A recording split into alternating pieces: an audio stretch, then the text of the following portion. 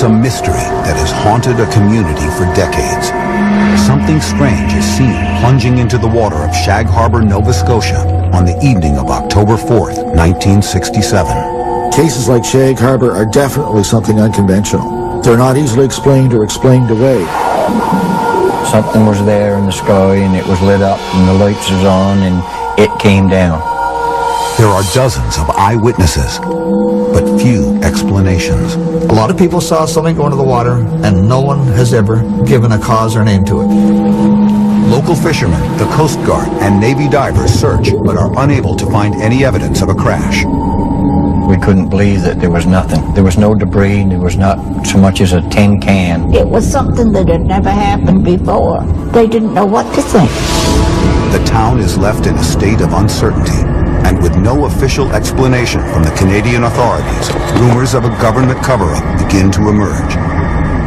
I guess there was a considerable amount of secrecy about the whole mission because they didn't reveal anything to us. I think everybody that night had the feeling that they were keeping something from us, but we didn't know what it was. But an investigation 25 years later produces declassified government documents and some startling revelations. What bothers me about it is that we're being treated like children and we're not supposed to know this. It's one of those cases that defines UFO reality. In the next hour, eyewitnesses, UFO researchers, and recently uncovered government documents will shed new light on the most comprehensive and mysterious UFO case in Canada's history.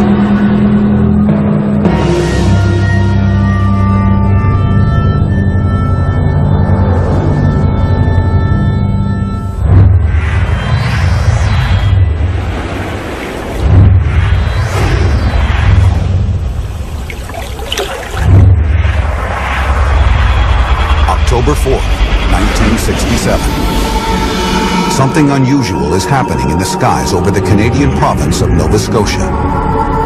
During the waning hours of the evening, dozens of people are confounded by a series of inexplicable lights in the sky. It's a date that will later become known as the Night of the UFOs.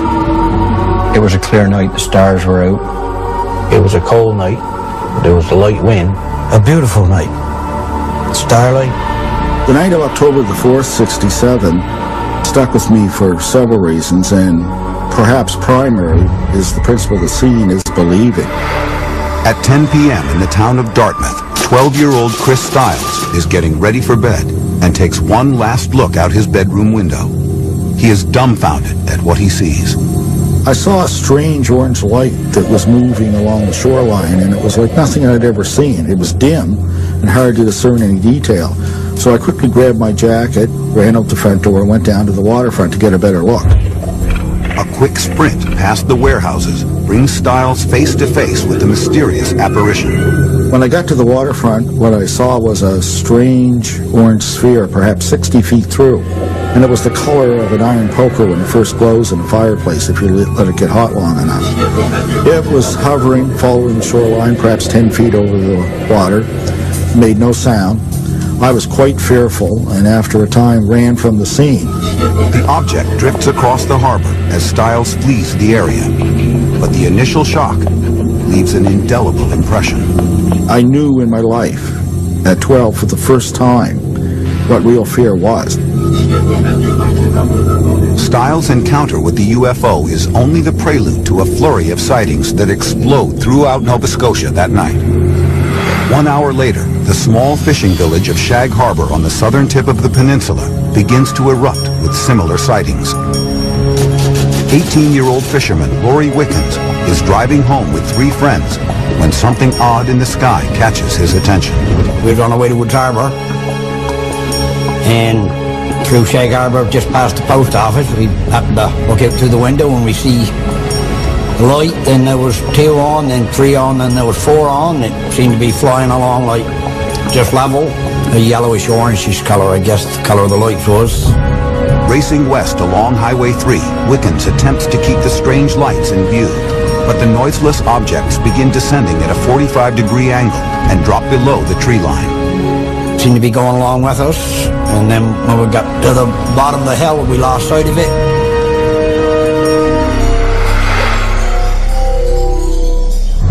A few miles away, 18-year-old Norman Smith is riding home with a friend through Bear Point Woods and sees something similar in the sky.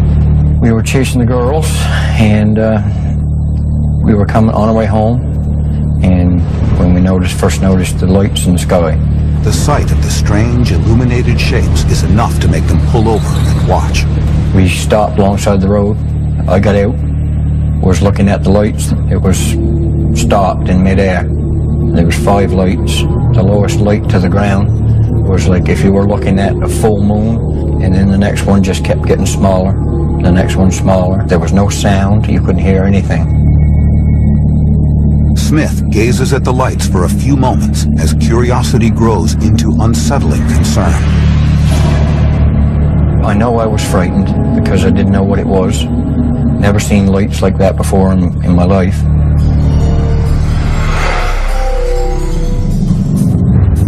Down the road, Laurie Wickens and his friends are still in hot pursuit of the strange object. They suddenly see a bright flash and hear a whistling sound like a falling bomb. They believe it may be falling into the harbor, so they speed toward the waterfront. The minute we come over the top of the hill, we could see the light in the water. At the time, we thought it was a plane. Wickens pulls into a vacant parking lot by the shore to get a better look. The light we see in the harbor looked like a half a globe, a yellowish coloured light. We could see it drifting down the harbor. That was the first thing coming to mind, is go call the RCMP and report that we'd seen a plane crash, because that's what we thought it was. Wickens returns to his car, races to the nearest payphone, and calls the regional headquarters of the Royal Canadian Mounted Police, the country's national police force. It is known throughout Canada as the RCMP. The corporal on duty answers the call at 11:25 and hears Wickens' excited voice. The Mounties wanted to know what we was drinking, and we said we wasn't drinking, and wanted to know the number for the phone booth. After listening to Wickens' story, the RCMP officer on duty is skeptical, but as soon as he hangs up, other calls start pouring in. The calls come in from nearby Bear Point, Cape Sable Island, and Maggie Garren's Point, all reporting the same thing. With so many witnesses, the RCMP has no choice but to take this seriously. We got in the car to leave, and then he called back and wanted to know where he could meet us so we could see it in the water. And I told him we'd be by the Moss Plank, because that's where it was, right off of there. Meanwhile, eyewitness Norman Smith is also busy alerting people about the mysterious object above the harbor. We drove up to my father's place, and I ran in the house, got my father, and he came outdoor. We stood looking at the lights in the sky, and it wasn't too long, probably a couple of minutes, when we see the police car coming and its red lights flashing. Smith follows the speeding police cruiser to a shoreside parking lot where a crowd of witnesses has gathered. When we got there, there was, I think, 16 people, including the police officers. And they were local people. They all seen the lights come down to the ground, and they watched it land in the water. Civilians and the RCMP officers on the scene observed the dull yellow-orange light drifting 300 yards from shore. It was totally dark. All you could see was the lights, and it was on the water. We watched the light for probably 10 minutes as it was drifting down the harbor. We walked to the top of the hill, and then the light just went out. It just disappeared. Everyone is convinced that they have just witnessed a plane crash. At 11:38 p.m., one of the officers puts a call through to the Rescue Coordination Center in Halifax, the branch of the Canadian military that organizes search and rescue operations. The Coast Guard cutter in nearby Clark's Harbor is also contacted. Lighthouse keepers in the surrounding areas are put on alert. I was on duty, just carrying out my regular surveillance of navigational aids. Somewhere around midnight, when I first got a call that they were searching for something that had crashed in the harbor. Meanwhile, the RCMP officers improvise their own rescue operation. They begin contacting local fishermen to commandeer boats to go out to the impact site. As word gets out, local residents spring into action. Someone came to our door, and my husband jumped up and went to the door to see who was there. And it was a policeman. And he said that something had come down in the harbor, and they thought it was a plane, and that they knew that his boat was at the wharf, and he could get there in a hurry. I was on my way home from babysitting where I was picked up by a local resident there. He had some urgency in his voice when he said, you've got to go with me because we've got to go search for possible survivors of a plane crash or something of that nature. We really didn't know what we were heading out for. All we could do was try to get there as fast as we could, and we were rushing. We went down to the wharf, untied the lines, and got the boats clear, and we left there as fast as we could to get to the area. It's now slightly before midnight. 2 fishing boats with several volunteers motor out towards open water at full throttle. Crisscrossing patterns of searchlight beams paint the dark, still waters of the harbor as the search begins. And what we were doing was looking for something on the water. Debris is what we were thinking. The mood on the boats is tense as the would-be rescuers brace themselves for a grisly scene of floating body parts and plane wreckage. What they actually encounter is even more bizarre. We came into this foam on the water.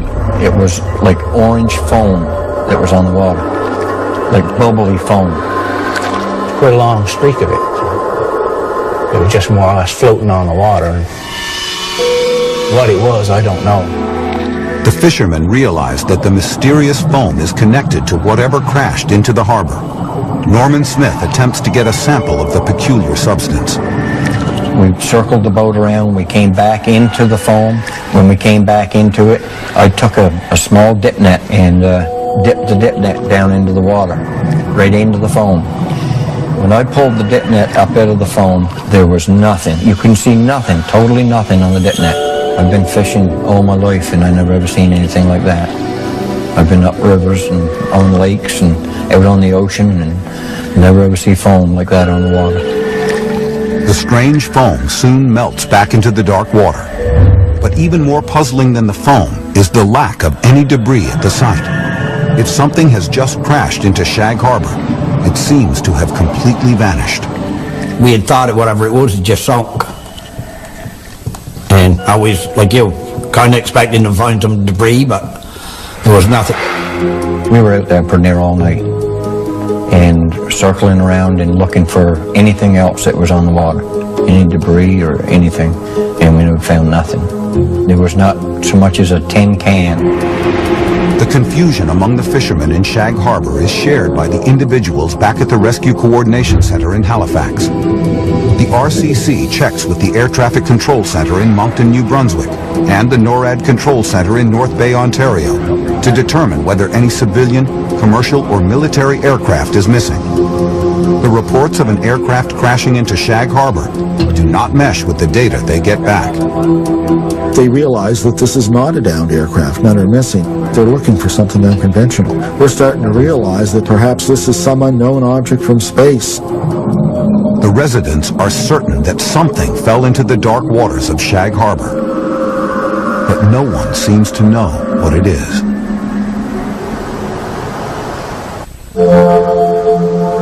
Shag Harbor is a small, unassuming fishing village on the southwestern tip of Nova Scotia. It's so inconspicuous that it does not appear on some maps. That is all about to change on October 4th, 1967. Several local residents report what they believe to be a plane crashing into the harbor. The sightings begin a chain of events that will make headlines around the world.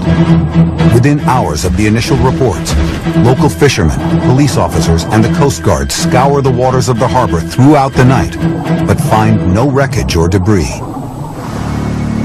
As the sun rises the next day, the community is gripped by apprehension and uncertainty. I think everybody that night had a feeling that they were keeping something from us. Word quickly circulates that no debris has been found. With no information coming from the authorities, speculation spreads like wildfire. It was the talk of the community, you know, and there was a UFO, and of course, like everybody else, we wondered, I guess, what it could be. People became fearful. They're wondering, would there be more? Would they tangle in our nest? Would it crash in our house? What's going on here? And they just weren't getting answers. Finally, the Rescue Coordination Center issues a statement that rules out the possibility of a plane crash. At 10:20 a.m. on October 5th, the center sends a telex stamped priority to the Canadian Forces headquarters in Ottawa. The message outlines the sightings by the Shag Harbor residents and the RCMP officers. It refers to the thing in Shag Harbor as a dark object. More important, it labels the object in question as a UFO. It's unique also in that, again, the term UFO was first used by the authorities who were searching and not by the eyewitnesses. By the evening of October 5th, the Shag Harbor incident has become a military matter. After reviewing the telex from the Rescue Coordination Center, Squadron Leader William Bain sends an urgent message to the Canadian Maritime Command, Canada's naval headquarters for the Atlantic coast. It advises an immediate underwater search of the area. If the mysterious dark object left nothing floating in the sea, perhaps the dive teams can find something below the surface. Maritime Command responds by dispatching a team of divers from the Navy's Fleet Diving Unit in Halifax. They arrive on October 6th and begin diving off the deck of Coast Guard Cutter 101. You get all kinds of rumors in a small village like this, and then when the Navy shows up with divers and stuff, where you know that they must have taken it seriously because so many people saw the event in the sky. The divers section off an area of the harbor roughly 1/2 mile long by 1.5 miles wide. Well, they'd go over the side and start doing square searches. They'll pick an area and normally stake it off with a buoy on the bottom. The visibility in the waters off Nova Scotia, it's so full of plankton and so on, is usually quite limited, maybe 20 feet at the most. It was a low-tech search, simply with handheld flashlights under the water. They wouldn't let us anywhere near that area. We was out there in the boat all right, but we had to stay back away from where they were diving. As the divers are scouring the depths of the harbor, the tiny fishing village is thrust into the media spotlight. On October 7th, a camera crew from the Canadian Broadcasting Corporation arrives and films the divers in action. This is actual footage from their news coverage.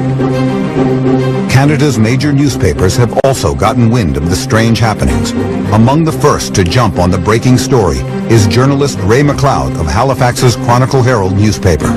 I was one of the night reporters on duty at the Chronicle Herald. When the assignment editor just called me over and said there's a report of something going down in the harbor. A lot of people had seen it. CMP reported they'd seen it. And the newspaper wanted to find out what had crashed. But when McLeod attempts to find out what went into the harbor, no one has any answers. I started following up on what we got from RCMP and what we got from Search and Rescue, and that was they had no idea what had gone down. They had nothing missing. They had seen nothing drop off the radar screen anywhere in the area, and they were basically puzzled. The lack of information surrounding the incident raises McLeod's curiosity and inspires him to launch his own investigation. Anytime you don't know, it teases your imagination. You have to wonder why they don't know. When the armed forces and everyone was saying, we have no idea, we can't find anything, that's when I used one of my sources in the armed forces to get a number of someone in Ottawa. McLeod's source refers him to Squadron Leader William Bain at the Air Desk in Ottawa, a division of the Royal Canadian Air Force in charge of investigating UFO cases. Bain's response to the Shag Harbor incident is surprising. Just from what he'd heard so far, it looked like one of those few cases where there might be something concrete to the incident. And that, of course, was the quote that ended up in the headline of the paper. On October 7th, 1967, McLeod's article makes the front page of the ultra-conservative newspaper, the Chronicle Herald. McLeod is as surprised as anyone to see it there. And then the story came out, and my first reaction was, oh my God, what have I done? Okay, I never expected to see that screaming headline. It was a headline in 2-inch red letters that looked more like something you would see in the National Enquirer. And that served to fuel, again, the rumor mill and the speculation. The shockwaves of McLeod's article reverberate throughout the Canadian province and reach the depths of Shag Harbor, where the underwater search is in progress. On October 7th, Maritime Command orders 3 additional divers to the impact site. As the dives continue, the people of Shag Harbor want answers. None are forthcoming. I guess there was a considerable amount of secrecy about the whole mission because they didn't reveal anything to us. Some people were told that we weren't allowed to speak about it. We thought that in a few days' time we was going to be hearing, yes, there was a plane that went down, it was on the bottom of the ocean, or whatever it was that they found. We thought that in a few days they were going to be telling us, but nobody ever did. Maritime Command terminates the underwater search on October 8th. They announced that 3 days of searching the harbor have yielded nil results. 5 days after the sightings, the residents of Shag Harbor are no closer to understanding what crashed into the water the night of October 4th. But the end of the underwater search is just the beginning of a UFO case that is about to become even more perplexing.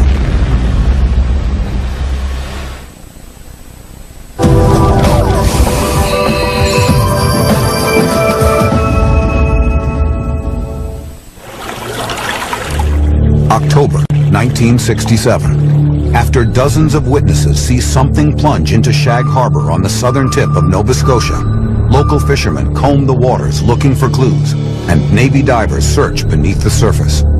But the Canadian Navy abruptly cancels the search with no explanation, leaving the people of Shag Harbor to wonder and worry. In a lot of our minds, it was a cover-up for something, but for them to spend that much time and effort and then give no explanation, it's like they were here today and gone tomorrow type of thing. With no one providing any answers, the rumor mill begins to churn. There was even a rumor at the time that they had found something. We thought that there was times that they were bringing things up off of the bottom of the ocean. The guy that had the divers in the area, he did admit that they did bring something up. Wrapped underwater, it was wrapped underwater.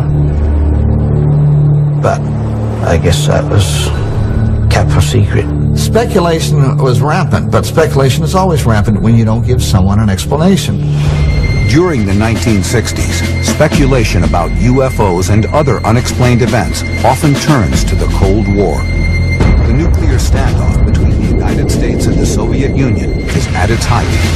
The two superpowers are constantly seeking to trump each other by harnessing the latest military technology. Top-secret exercises are common in the North Atlantic. The heated atmosphere produces anxieties that intensify concerns about the incident. It was always in people's minds, and of course, this is just a few years after the Cuban Missile Crisis and other things, so, this added fuel to the fire. And then, of course, people start coming up with theories. Maybe it was a secret American device of some sort, a plane, a satellite that went into the water. Or was it a Russian object? Night reporter Ray McLeod helps break the news about Shag Harbor by writing a front-page article in Halifax's Chronicle Herald newspaper. As McLeod prepares to follow up on the story, he receives some startling and discouraging news. There was a note on my typewriter to see the managing editor. And I was told, don't follow up this story. We think this story should be handled by someone on Dayside because a lot of the contacts are easier to get in the day and we want to follow this up thoroughly. So we've given the story to David Bentley. You're off the story. McLeod asserts that Bentley confers with scientists and academics to downplay the UFO angle. He pursued talking to people who basically poo-pooed the story and told everybody there's nothing to it, it was all right. Among Bentley's chief sources is one of Canada's most outspoken UFO debunkers, an astronomer named Father Burt Gaffney. The late Father Michael Burt Gaffney was a Jesuit priest. He was an astronomer. He was a UFO skeptic. He took a very dim view of what the UFO phenomena possibly could be. And in statements to the press, he would downplay that interest. In a public lecture a few weeks after the Shag Harbor sightings, Burt Gaffney tries to alleviate any lingering concerns about what happened that night by arguing that 94% of all UFO sightings can be explained by meteorites, simple mirages, and other natural phenomena. With UFO skeptics having their say, McLeod begins to wonder what happened to Squadron Leader William Bain, the source at the Canadian military, quoted as saying that there might be something concrete to the Shag Harbor incident. I asked Bentley why he wasn't following up on Squadron Leader Bain. And Bentley told me that he was told the man didn't exist and there was no such office in Ottawa, and to leave that angle in the story alone. Is the Chronicle Herald bowing to pressure from the Canadian government? McLeod ultimately realizes that the side of the story he began to pursue would never make it into the newspapers. I feel badly in some ways that I couldn't have used my talent and my contacts and my belief that the people have a right to know to keep plugging away until we found out what was going on.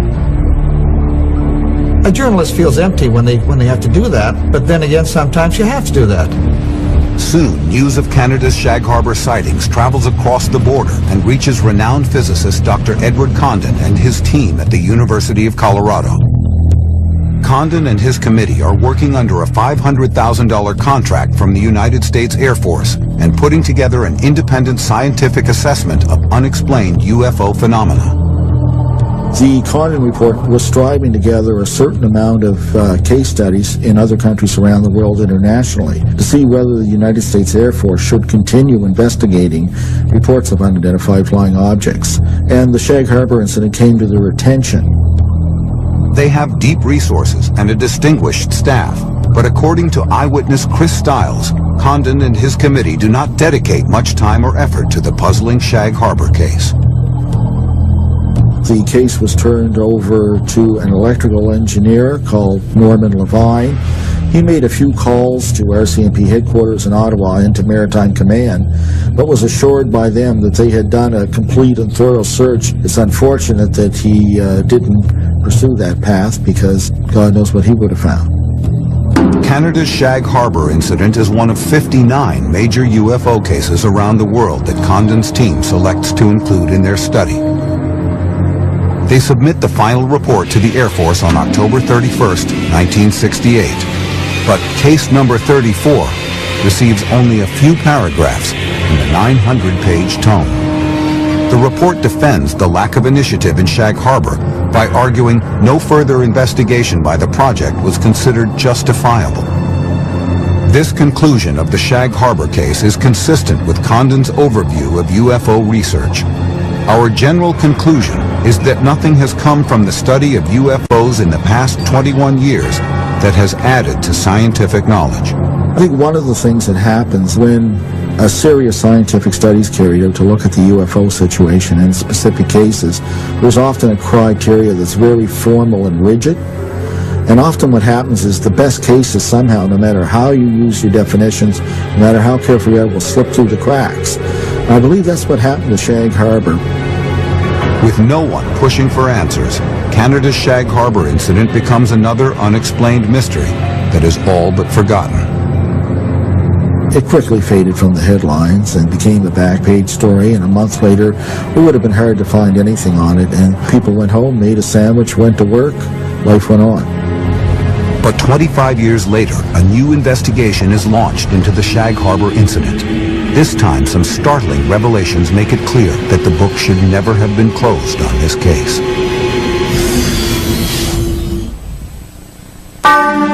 In October of 1967, over a dozen witnesses see a UFO plunge into Shag Harbor, Canada. 25 years later, unanswered questions remain. That's where it all took place, right out there. We knew that something came down out of the air and something landed in the water. But what it was, we didn't know. One of the other eyewitnesses that night cannot forget what he saw over the harbor. Chris Stiles had seen the UFO from his home in Dartmouth, Nova Scotia. In 1992, while watching TV one night, everything would change. I had watched a rebroadcast of the Unsolved Mysteries episode that dealt with the Roswell incident. and it made me think about Shag Harbor. And what I remembered and what was so tantalizing about Shag Harbor was that there was no denial that the authorities believed that this was a genuine UFO incident, and it had simply faded from memory. Stiles decides to launch his own investigation into Shag Harbor. He requests documents from the Canadian National Archives and the Department of National Defence using Canada's Access to Information Act. In a few weeks, the government documents arrive on spools of microfilm at the main branch of the Halifax Library. A tedious search begins. As you sit at the viewer and start going through document after document, you realize that often these collections were compiled by bureaucrats who threw away nothing. The microfilm contains thousands of documents of UFO cases across Canada from 1965 to 1981. You're looking for an extraterrestrial straw in a terrestrial haystack. Stiles spends weeks at the microfilm viewer until he hits pay dirt. It was all there. Priority telexes from the Rescue Coordination Center to the Canadian Forces Headquarters. Instructions from the Canadian Maritime Command to the Atlantic Fleet Diving Unit. And reports by dozens of witnesses. Stiles realizes that he is looking at the biggest UFO event in Canada's history. And I only saw one that had UFO written on it with 3 big letters, underlined 3 times, and that had to do with the Shag Harbor incident. I knew very early on that I had primary documents and a paper trail a mile wide here. Has Chris Stiles stumbled upon a Canadian government cover-up? Stiles decides he needs help. He contacts fellow UFO researcher Don Ledger to assist with his investigation. Chris Stiles was very passionate about Shag Harbor. He'd been at it for about a year to a year and a half at that point, researching it, digging out the documents and so on. And he was infectious, eventually dragged me into it as well. A careful examination of these declassified documents paints a vivid timeline of the events and helps bring the night of October 4th, 1967 back to life. I was very impressed with the paper trail for the Shag Harbor incident. It just pretty much laid out the whole thing.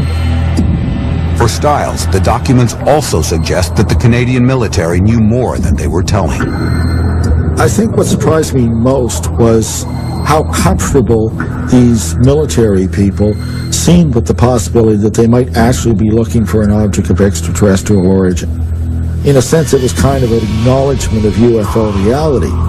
Stiles uncovers documents that demonstrate that the sightings of October 4th were not confined to Shag Harbor alone. Reports came in from witnesses from all over Nova Scotia that night. He then comes across eyewitness testimony from an unexpected but extremely reliable source, experienced airline pilots. At 7:15 p.m. on October 4th, 1967, 2 pilots on Air Canada Flight 305 are flying at an altitude of 12,000 feet over southeastern Quebec. Captain Pierre Charbonneau and First Officer Robert Ralph glance out of the left cockpit window and see something astounding. What they saw that night was a large, round, colored object in the sky that looked like, to them, like a kite with a tail on it. It was off their left wing and just slightly above their altitude. The experienced pilots are at a loss. They observe the strange shape for several minutes when suddenly they see a series of explosions. According to their testimony, they begin to take evasive action when the UFO disappears into a wisp of clouds. After some deliberation, the pilots decide to file official reports about the bizarre occurrence. It's not common for pilots to go on record and report a UFO, particularly commercial pilot, because of maybe some recrimination later on from his employers, or maybe some ridicule from his peers. Continuing his research, Stiles uncovers more information from an unexpected source.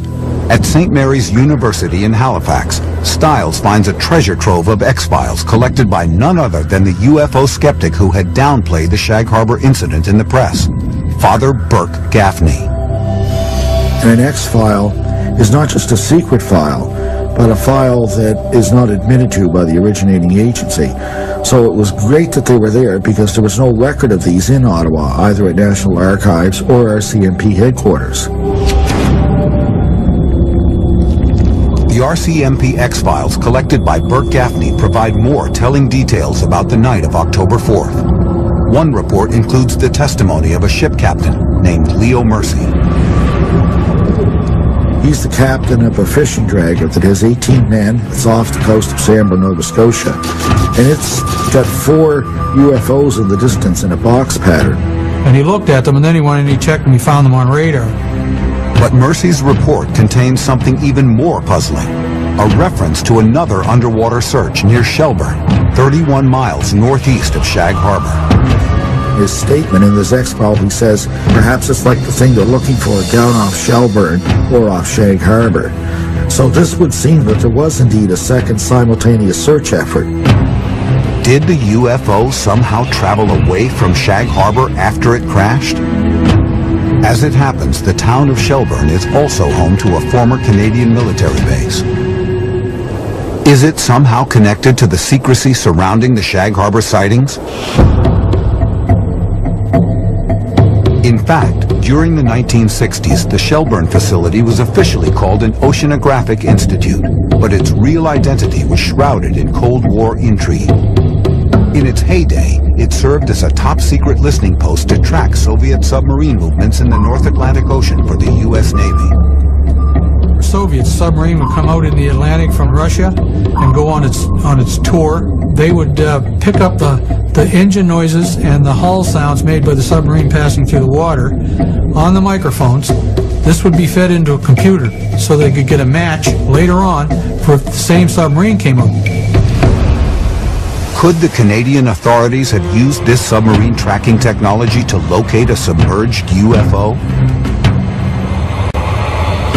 Was the Navy secretly searching the waters off Shelburne while all eyes were focused on Shag Harbor? To continue his investigation, Stiles sets out to track down those who would know best, the divers who actually probed the depths of Shag Harbor.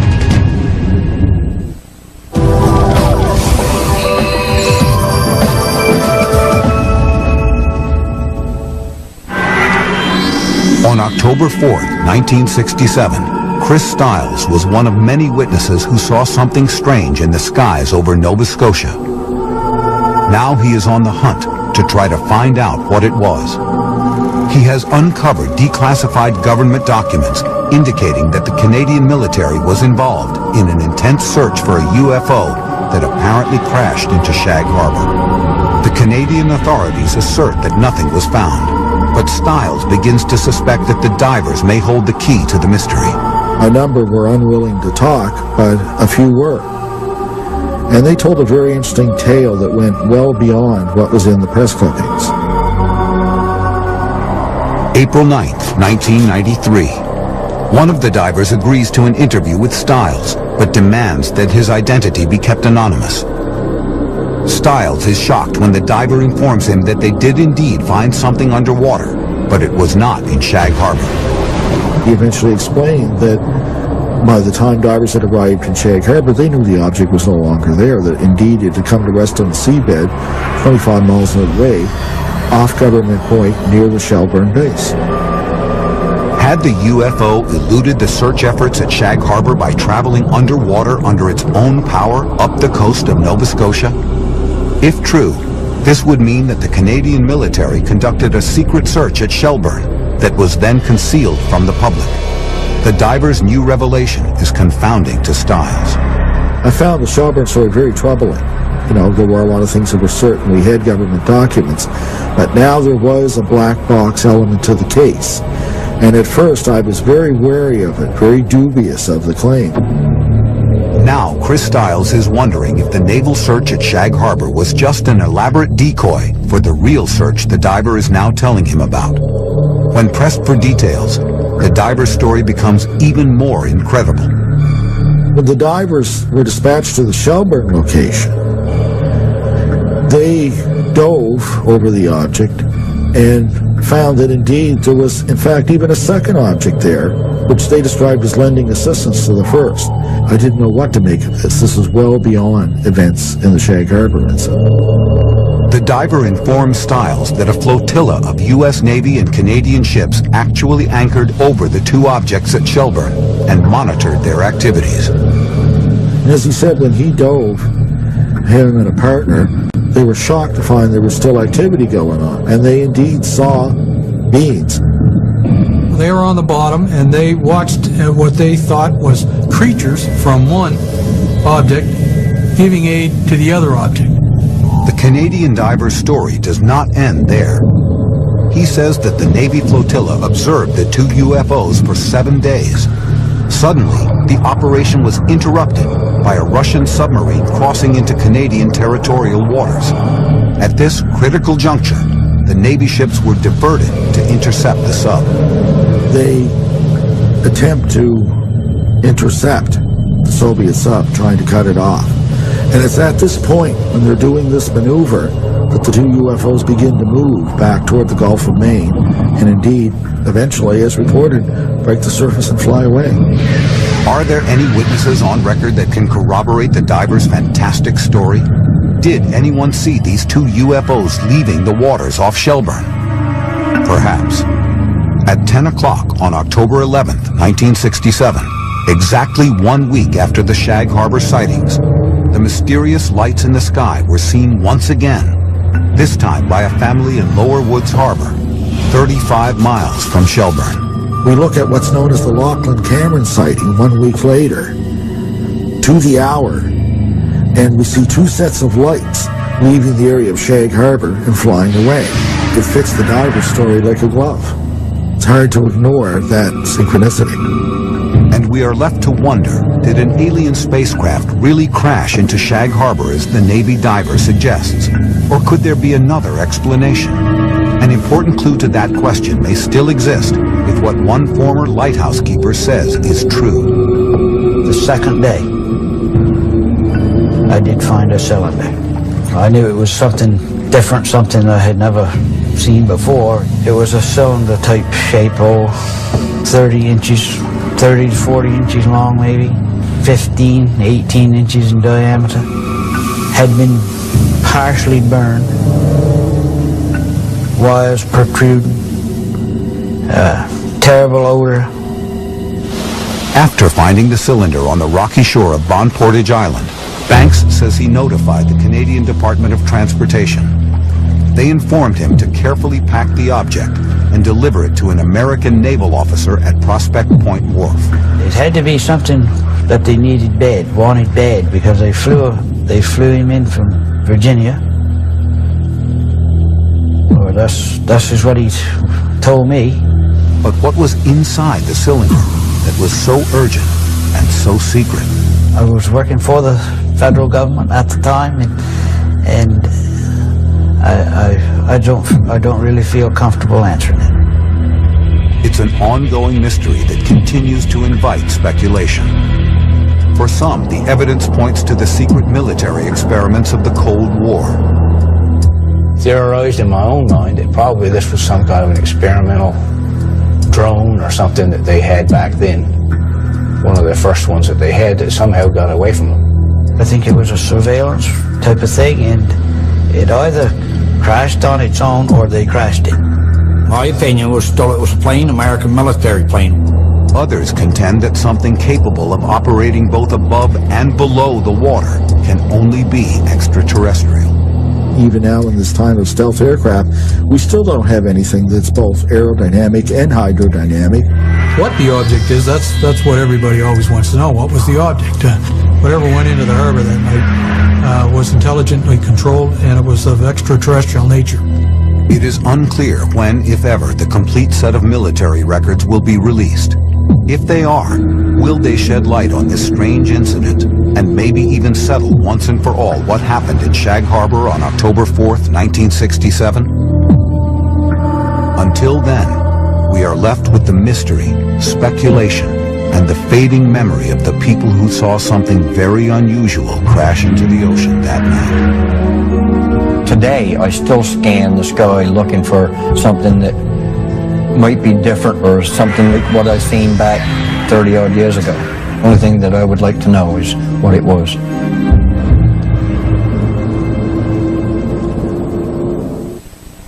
A railroad car ferry, big like a football field, and all steel sinks. Nobody can figure out why. There it is. The evidence is right in front of us. Human error or design flaw? Dive and explore the worst car ferry disaster ever. Trainwreck in Lake Michigan on Deep Sea Detectives.